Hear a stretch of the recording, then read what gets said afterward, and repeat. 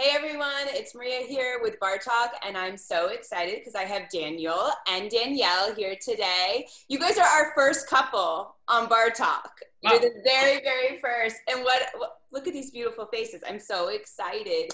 Yay! Thank you. Where are you guys been during this quarantine? Well, right now we're back in New York, but earlier in March of this year, we went out to New Jersey, where Danielle's family has a house, and we've been there with her family actually for like the last 5 or so months. Yeah, very lucky to have that time. And yeah, and now we're back in the city, so it's home, obviously under different times, but we're back home, and it's been great. New York, we miss New York quite a bit too. So we've been very, very lucky. Yeah. I miss it too. We've been between Florida and New York, and we've been in Florida, but I can't complain because we're right on the beach. So like, what more could you ask for? Exactly. Absolutely, yeah. Okay, so you guys, I think that dancers are superheroes. So I always ask, what's your origin story? Like, where did you grow up dancing, and how did you grow up dancing? Yeah, ladies first. So I started off as a competition dancer and grew up, always took ballet very seriously, so supplemented at specific ballet schools along with studying at this one studio that I grew up at in New Jersey. Really, really wonderful training, and that's where I got my introduction. I remember very vividly to musical theater through a piece featuring P.T. Barnum, and I was very lucky to be P.T. Barnum. So that kind of set me on my track to pursue musical theater and just continue to dance. But yeah, so I did everything. Always loved jazz first and foremost, but took the other techniques very seriously as well. Yay! I love it. That was a good answer. I love it. Good. Yeah, before I danced, I was in martial arts. I did karate for many, many years, and gymnastics. I tried tap and jazz first, actually, and then I started ballet when I was about 11. And I had the right teacher. It just not only taught me, like, how do I say it? Not only taught me how to dance, but how to love it. You know, really lit the fire in me as a young boy in dance. And I think that's part of the reason why I've never left that. It was always a part of me. It was something that I was meant to do, and it was made really accessible. So, you know, between the summer programs and, you know, kind of shedding those other activities, I really started to excel in dance. And I followed my dream to New York and have now been dancing professionally in New York for about 20 years. So it's so funny. You go through the story and then you realize how long time is really when you think about it. It's incredible. But I feel like dancers, we feel like we're 16, like for the rest of our lives. Like we're always 16 as dancers. Okay. Yeah, totally. Yeah. Totally. Yeah, right? Like that's how it feels. It feels in my soul. So Danielle, martial arts makes so much sense. I saw you do a piece, I think it might have been Coltrane, and your plie is so insane. Literally, this dancer next to me, she went, wow, he has no knees. Like, Well, I will tell you the thing, as I look back, how influential martial arts was. One is it taught me how to be a student. Obviously, the discipline and the coordination, the manners, the respect. I mean, that's something like I think it was such a great parallel to bring into dance at a very young age. And I didn't know how important they were until I was in the classroom that same way as a young ballet student. And I think the other thing it taught me was not to be afraid, you know, to go for something, to have a goal in mind, to have a challenge, and to understand what it took to get there. I think that was something that really helped shape me, not only as a young dancer, but also as an individual. oh, I love it. Okay, enough dance talk. Let's get down to business. How did you guys meet? Well, you know what? We actually met online. We happened to match, and, you know, I think the interesting thing is we both were in our own circles of things, and we ended up matching, and I think the rest of it's chemistry, because I think, you know, when you meet somebody and you are nervous and excited and have those first conversations and you're getting to know them and share that part, it all comes down to chemistry. You want that person to get to know you and have that time and to share that. And it's just funny because the rest has sort of been history in one respect. And I don't know, it's funny just saying sometimes you meet that way, but the rest is really what it comes down to. Yeah, I just felt so lucky. I'd been away on the road on tour for about a year. And then the day I came back from tour, we had our first date. So I just feel lucky every day because, I mean, when does that happen to somebody? To be doing what you love, but you're away from home, and then to come back and meet somebody this special, just pure luck. It just has also been nice because we're in similar industries, but they're different. And I think we appreciate the demand, we appreciate the dedication and all the work that goes into it.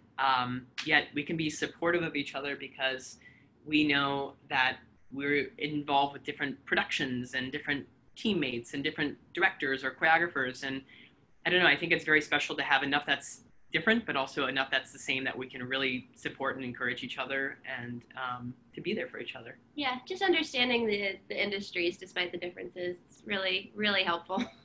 So. When you guys see each other dance, does the other person get really nervous for them, like on stage?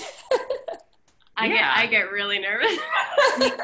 I don't know. It's just like I think there's a part that I like. I don't know, when I see Danielle at something, like I want to impress her still, you know, and I want it to be something that moves her. And I've done some crazy pieces, but I want her to still know that, you know, having her there in the audience matters to me.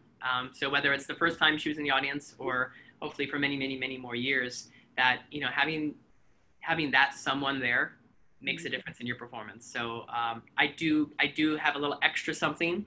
I think I try to take those nerves and put it into a little bit of excitement, but it's there.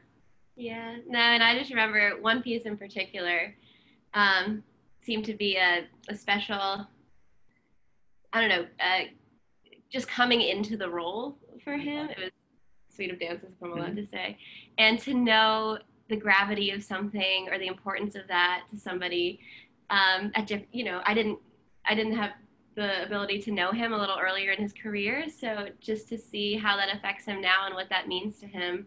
I mean, I was so jittery. I remember I was lucky enough to be in the first row, and I was shaking, but it was something I will never forget for the rest of my life. And I would have been on my feet if I had known him or not. It was that great. But just knowing the importance behind it or what different roles mean, I think also play a part because you get that personal view. So.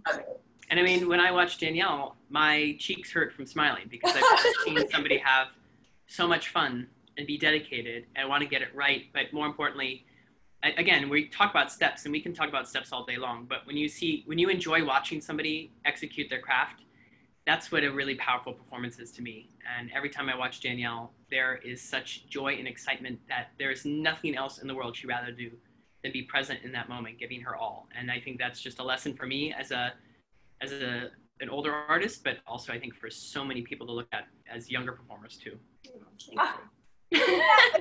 heart. Big heart. I love it. Okay, guys, are you ready? It is the speed round, okay? So as fast as you can, one-word answers. Are you ready? Yeah? Okay, here we go. Yeah. Dog or cat? Dog. Date night at home or a restaurant and a show? Home. Show. It can be different. It can be different. That's okay. Between your dogs, Harry Potter or Great Gatsby? Oh, they're right here. I don't know if we can say. Okay, pass. Sleeping Beauty or Swan Lake? Swan Lake. I'll go Swan Lake. The Turning Point or the Red Shoes? Turning Point. Okay. Battery Park or Central Park? Central Park. Yeah. Halloween party or ugly Christmas sweater party? Halloween. You guys are freaking me out. Okay. Teaching or performing? Performing. Robbins or Tharp? Robbins. I love this. Bagel or croissant? Bagel. Center stage or Dirty Dancing? Oh. I'm gonna go Dirty Dancing. I'll go Dirty Dancing, yeah. Okay. Minions or Toy Story? Toy Story. Oh, Minions. Oh.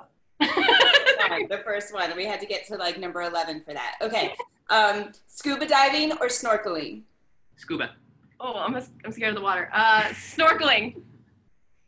And then both of those are bad. If you're scared of the water, that's so crazy. Okay. Yeah. Adagio or Grand Allegro? Grand Allegro. All day. I think one person said Adagio, and I think it might have been Aaron Robeson from Stanford. I think he's the one. Like, he's the line. You know what I'm saying? Okay. Dubai or Italy? Italy. Italy. Wimbledon or Super Bowl? Wimbledon. Valentine's Day or International Dance Day? Valentine's Day. Oh. International Dance Day. Okay, fair enough. Okay, Federer or Nadal? Federer. Weights or Pilates? Ooh, weights. Time Warp with Rocky Horror Picture Show or Letter of Acceptance to Hogwarts? Oh gosh, Hogwarts. Yeah. Hogwarts. You guys did it! That was yes.